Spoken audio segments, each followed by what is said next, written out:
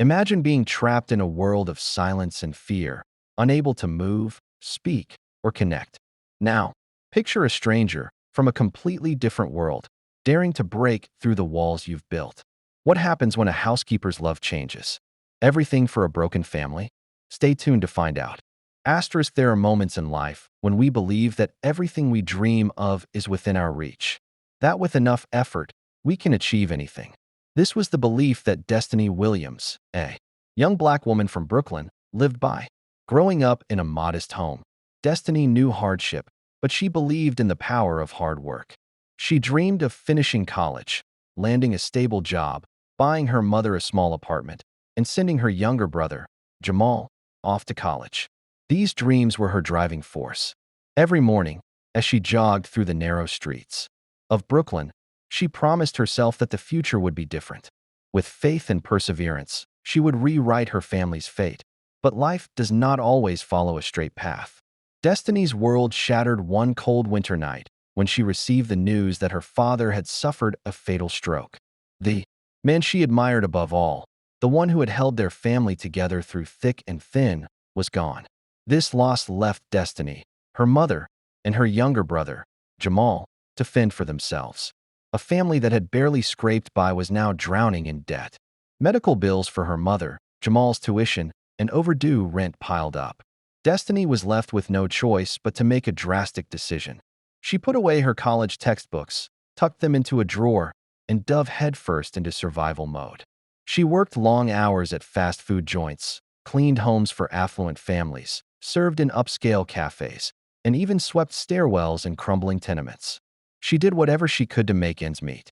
Her once soft hands became rough and cracked from the harsh chemicals and soap. Her shoulders slumped under the weight of midnight shifts. But she never complained. Each hard-earned dollar was another lifeline for her family. Still, as the days dragged on, Destiny began to feel trapped. The weight of responsibility grew unbearable. Every night, she sat by the tiny window in her cramped apartment, staring at the lights of the city below. The stars that once inspired her dreams now seemed distant and cold.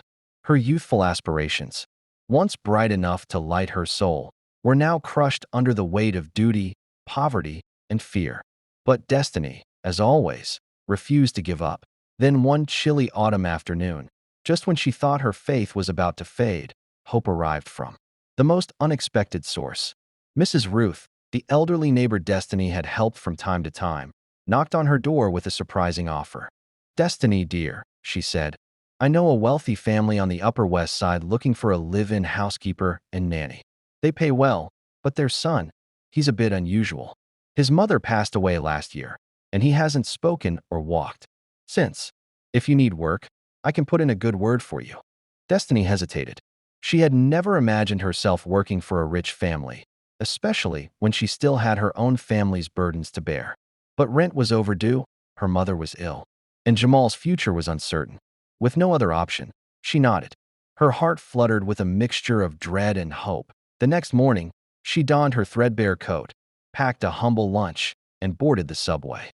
As the train rattled through the graffiti-scarred streets, giving way to towering glass buildings and shiny cars, she felt like a foreigner in a world she didn't belong to. When she arrived on the Upper West Side, it was like stepping into another world. The sidewalks were wide and pristine, lined with amber trees, and boutiques where a single dress cost a month's worth of groceries.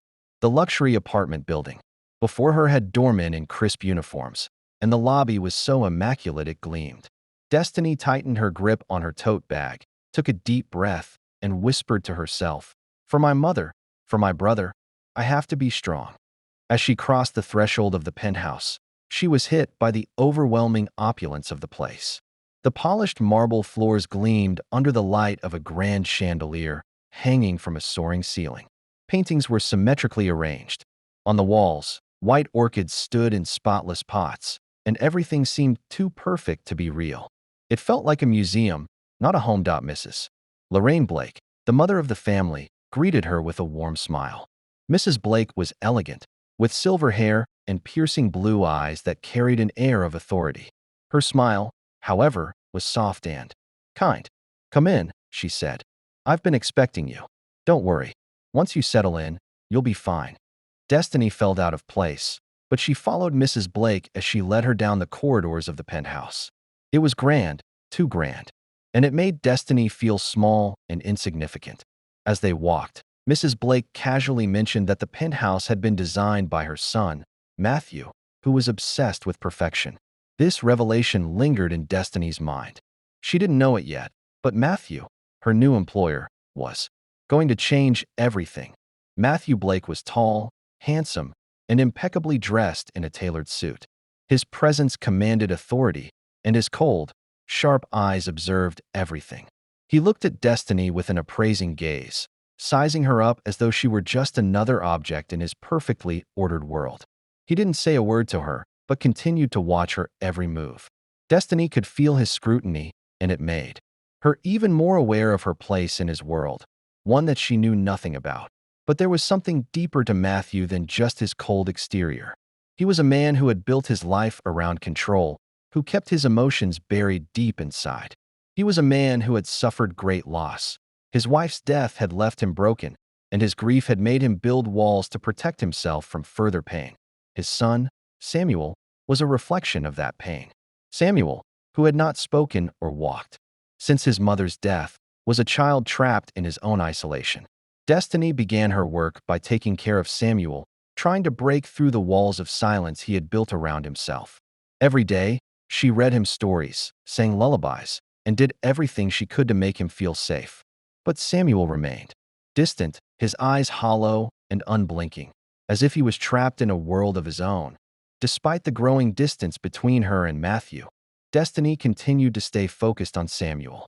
She knew that he was not beyond saving, but his father's coldness made it difficult for anyone to truly reach him. Matthew's need for control over everything only made things worse. He would constantly criticize Destiny for the smallest of things, and whenever she tried to comfort Samuel, Matthew would step in with harsh words. "Don't complicate things. Just follow the doctor's orders." But Destiny couldn't just follow the rules. She saw a boy in pain, and she refused to ignore his suffering. Her own childhood memories of fear and loneliness drove her to stay strong and not give up on Samuel. Then one day, everything came to a head. Samuel accidentally spilled orange juice on the rug, and Matthew's reaction was swift and violent. He stormed into the room, his eyes burning with anger, and Samuel, terrified, shrank back, clutching his bunny toy. Destiny stepped forward to protect him, but Matthew's glare froze her in place. "Step back," he said coldly. "We don't need any heroes here." In that moment, Destiny realized that Matthew's anger was rooted in his own pain. He was not angry at Samuel for the spill. He was angry at himself for not being able to protect his family from the loss they had endured. Destiny understood that Matthew was not just controlling everything around him to maintain order. He was trying to protect himself from the pain of losing more people he loved. That night, after everything had settled, Destiny sat in her small room and reflected on everything that had happened. She remembered her father's words. "No matter how others see you, walk with confidence. No one can take your worth away unless you let them." And she made a vow to herself that no matter what, she would not give up. She would not let Matthew's coldness extinguish her hope, and she would do whatever it took to reach Samuel. The following weeks were a test of her resilience. Every day, Destiny continued to care for Samuel, reading him stories, singing lullabies, and sitting with him in silence, waiting for a connection. She knew it wouldn't happen overnight, but she refused to give up on him. Then one day, a miracle happened. Samuel laughed. It was a small laugh, barely a sound, but it was enough to make Matthew pause. For the first time in months, Samuel had shown a glimmer of emotion. Matthew, who had been watching silently from the doorway, was taken aback. That tiny laugh broke something inside him. For the first time, he realized that maybe his strict rules and control were not the answer. Maybe, just maybe, there was more to life than perfection. From that moment on, things began to change. Matthew started to trust Destiny more. He asked for her advice on Samuel's care, and he began to loosen his control over every little detail. Slowly, the penthouse transformed from a cold, sterile environment into a place filled with warmth, laughter, and love.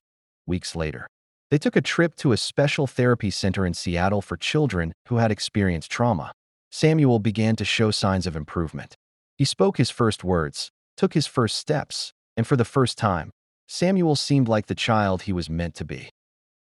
One afternoon, Matthew took Destiny aside and, with tears in his eyes, asked her a simple question: "Will you marry me?"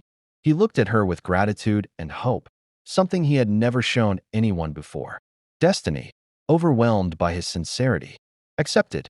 Together, they had become a family, one that had been forged through hardship, patience, and love.